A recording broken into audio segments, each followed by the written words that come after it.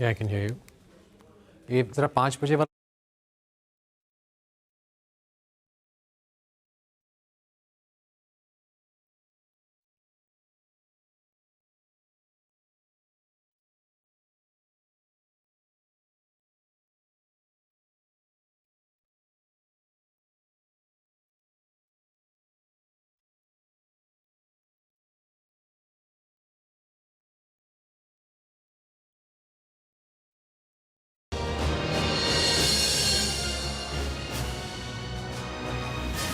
"26 years of CNBC TV18.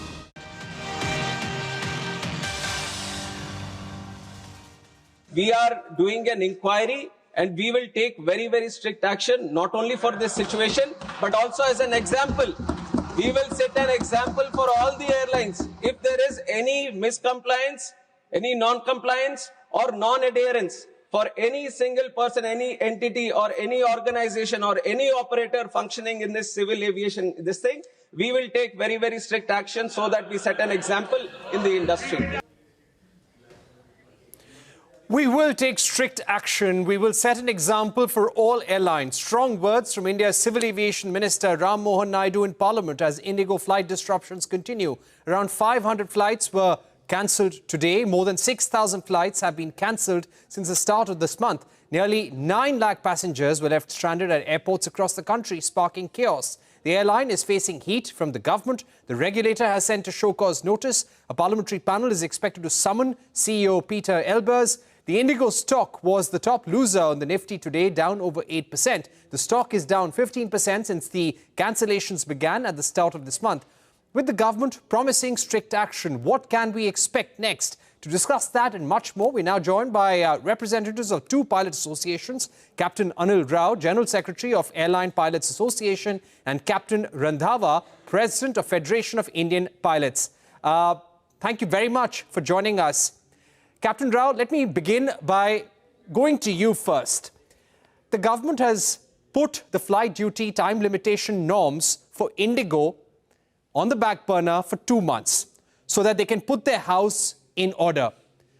How long do you think will it take for the airline, which is trying to recover operations, how long would it take for them to really put things back on track and also increase the strength of their crew, which they would need for the new roster? Yeah, thank you very much. First of all, coming to the point of the word being used about the FDTL on the back burner is abeyance.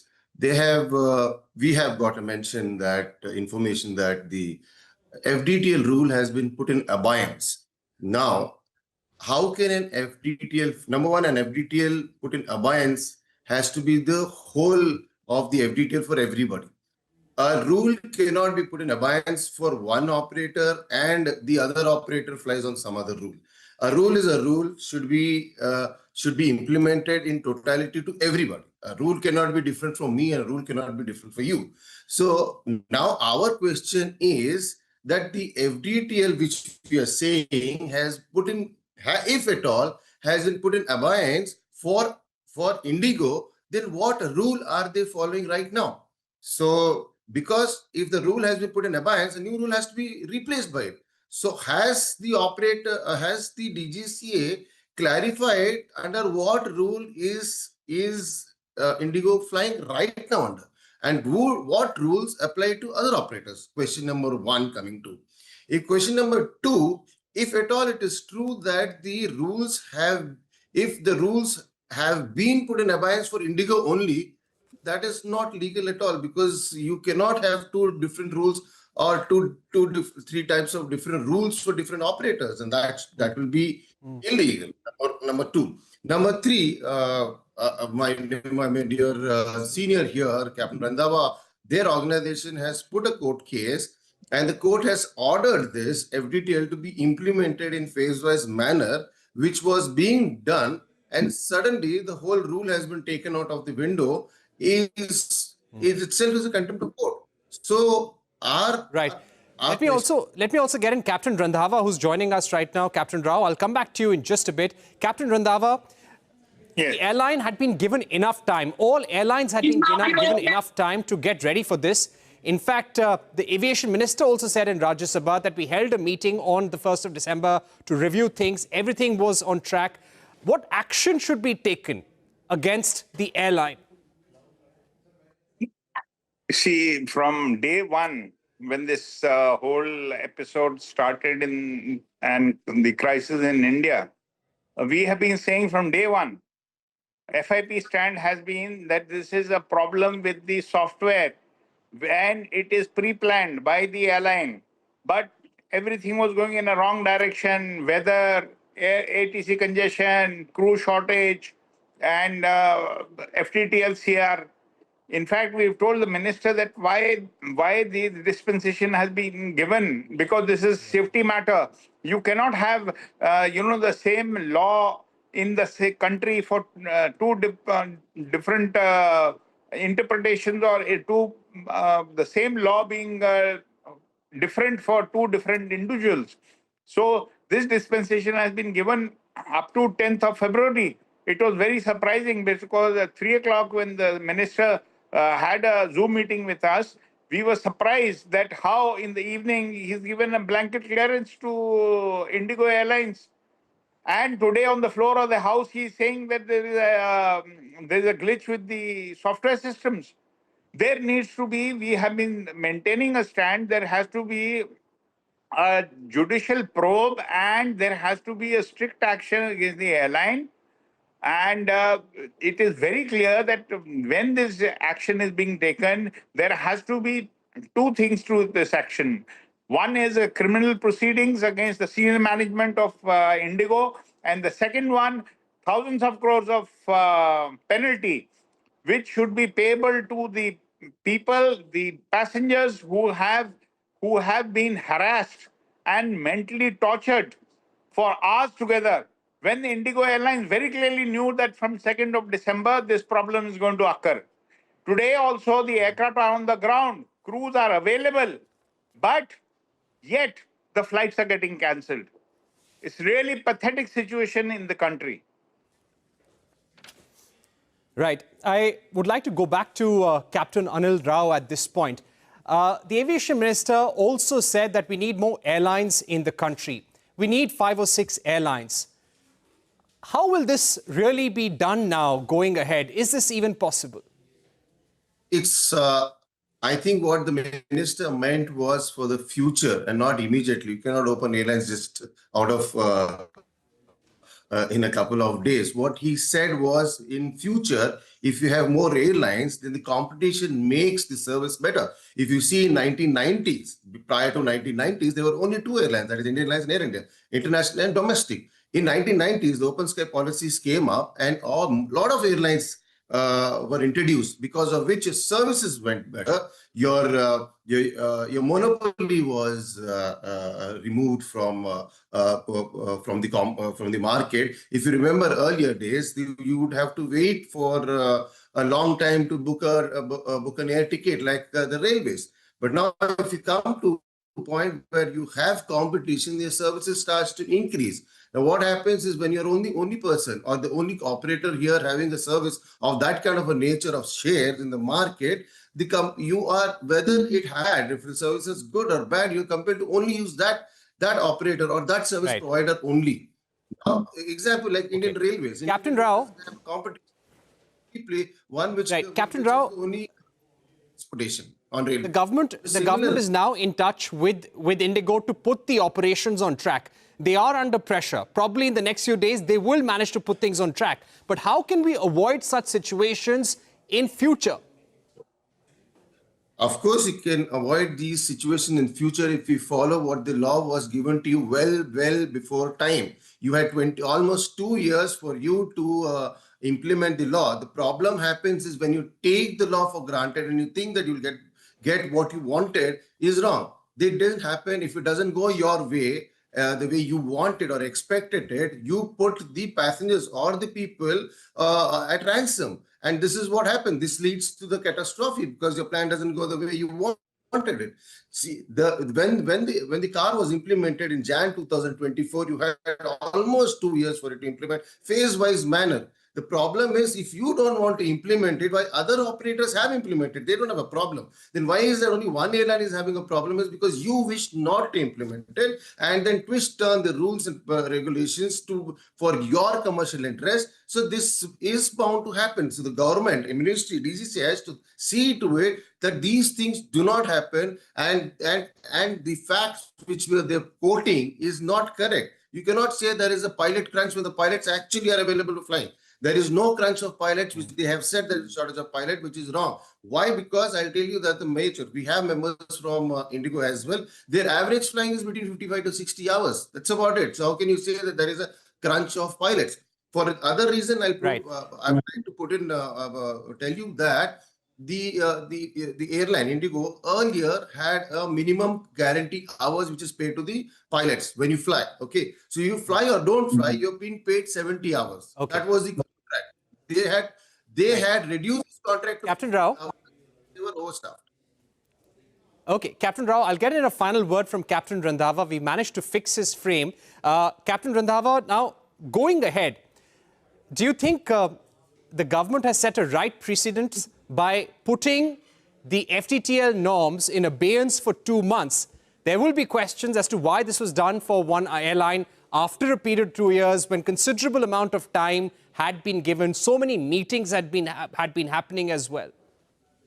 See, first of all, I'll like to tell you that, first of all, this dispensation is not understood by me.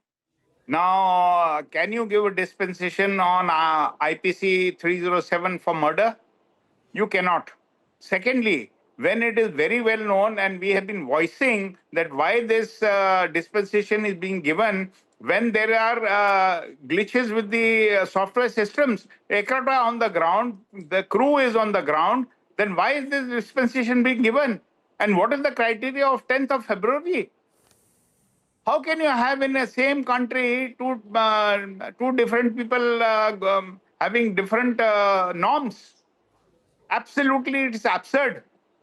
And when you know that, that this is not the criteria, and on the floor of the Parliament today, the Honorable Minister has said that it is because of the software issues.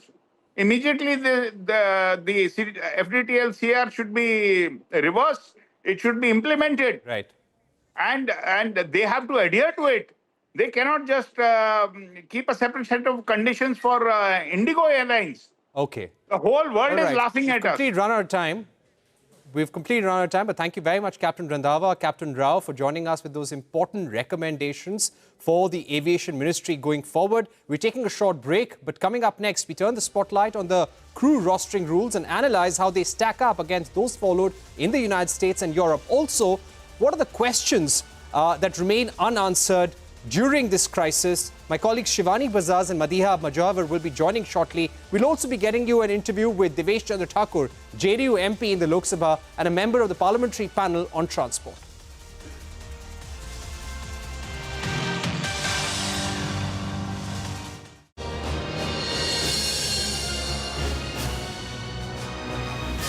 "26 years of CNBC TV18.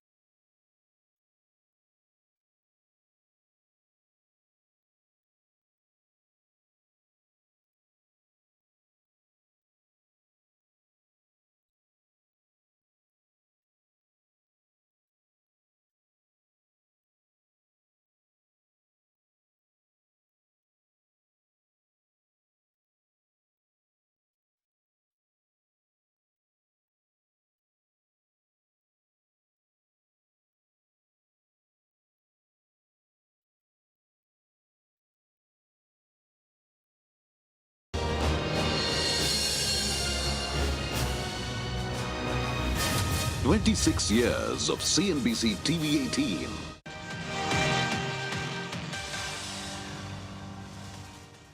Welcome back. The crisis at IndiGo has raised a number of questions on the airline's operations and even the level of vigilance by the DGCA. I'm now joined by Madhiya Mujawar. Madhiya, why did IndiGo continue to take bookings even after the cancellations began?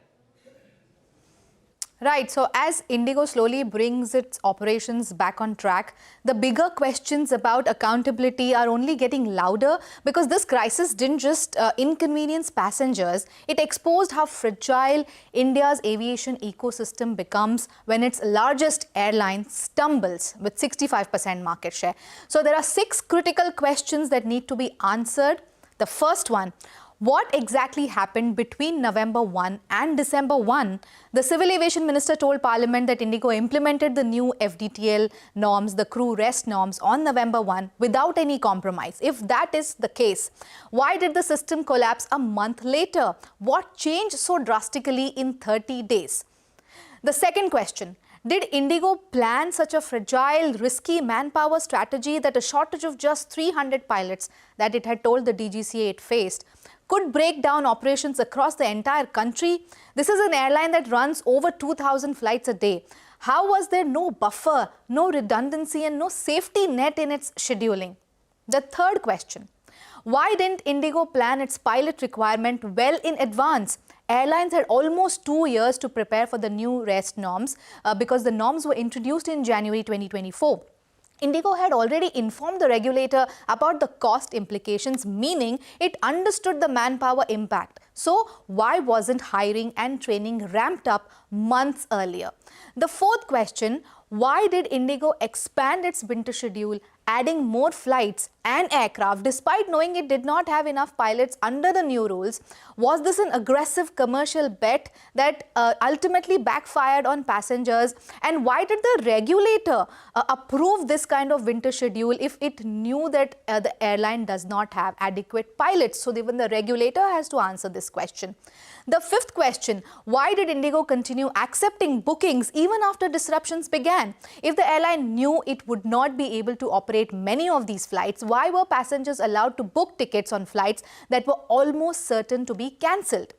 And finally, how will the government enforce accountability on a carrier that dominates 65% of the Indian market and owns more than 400 aircraft? So policies can encourage competition, but governments do not control aircraft deliveries. So how does India ensure true competition and prevent one airline's internal failure from paralyzing lakhs of passengers? These are the key questions that the airline, regulators and policymakers need to look at. All right. Thanks, Madhiya, for joining us with all those unanswered questions, which will be very crucial in the days to come.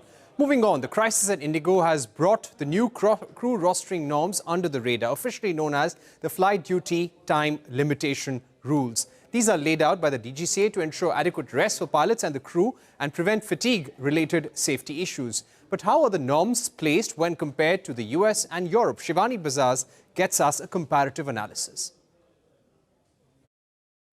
Well, yes, India's new pilot duty time rules, the FDTL norms, are at the center of the debate regarding the IndiGo disruptions, with pilots calling them essential for safety and airlines saying they're too restrictive.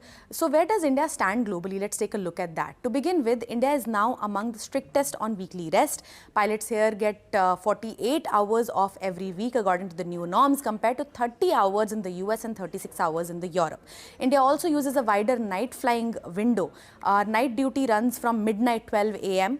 To 6 a.m. in the morning. In the US and Europe, it starts later from 2 a.m. So India builds in more protection during the low alertness hours. Night duty limits follow the same pattern. India caps night duty at 10 hours, Europe allows 11 to 12 hours, and US ranges between 9 and 11 hours. So that is where India stands in the night duty. Where India is the toughest is the night landings. Pilots can do only 2 night landings in a week and not more than 2 night duties in a row.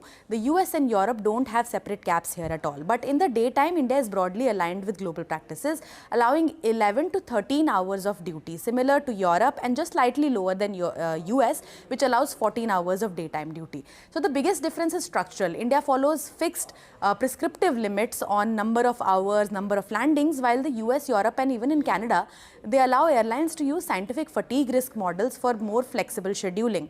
Overall, India is among the strictest globally for night operations and rest, even as daytime limits stay in line with the international standards. Back to you. Joining us right now is Mr. Devesh Chandra Thakur, JDU MP and a member of Parliamentary Committee on Transport, which will be looking at this massive crisis in the Indian aviation sector. Mr. Thakur, thank you so much for joining us.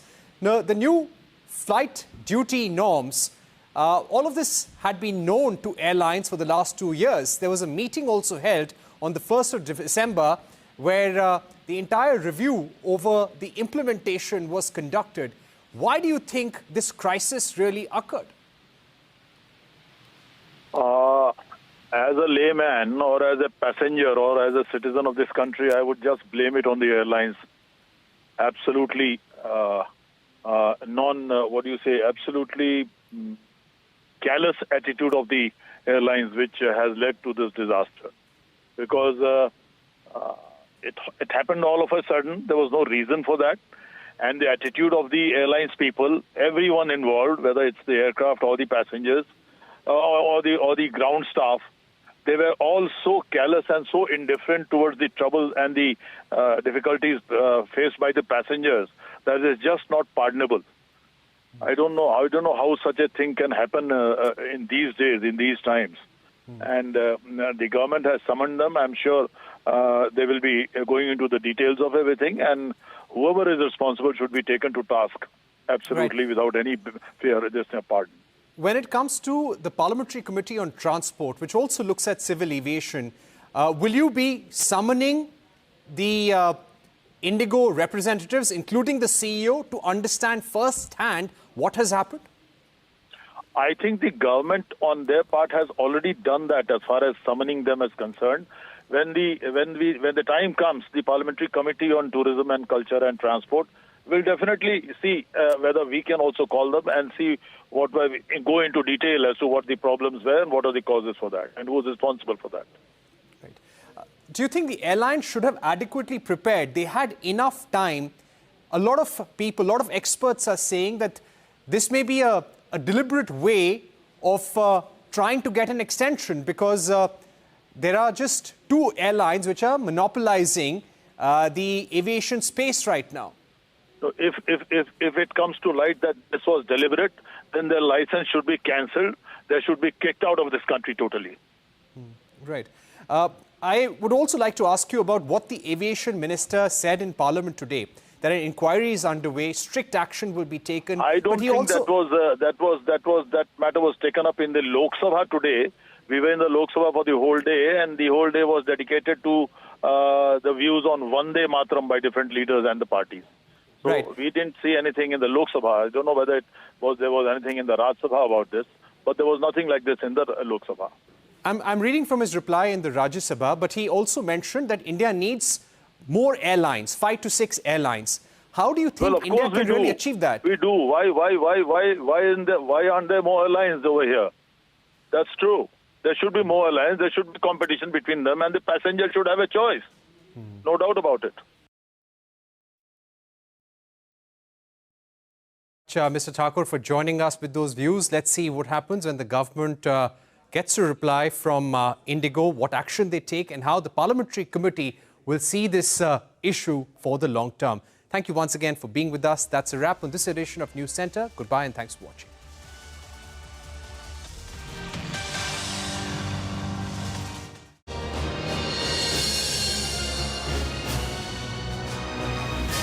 "26 years of CNBC TV18.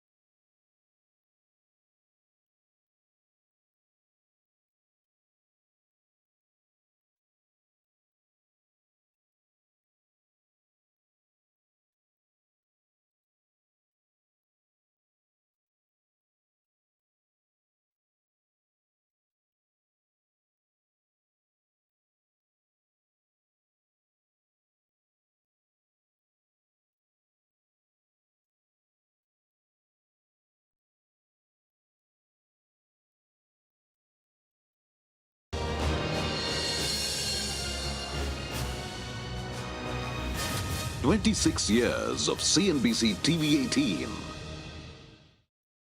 What's going to be Bajaj Auto's game plan for 2026 in terms of EV launches, pushing exports and the overall growth of the company? Rajiv Bajaj is in conversation with us. Rajiv Bajaj, always a pleasure to have you here on CNBC TV18. We complete 26 years today. Give us a sense of your association with CNBC TV18 and the role that the channel has played in reporting on the automobile industry and the milestones of the automobile industry in the country.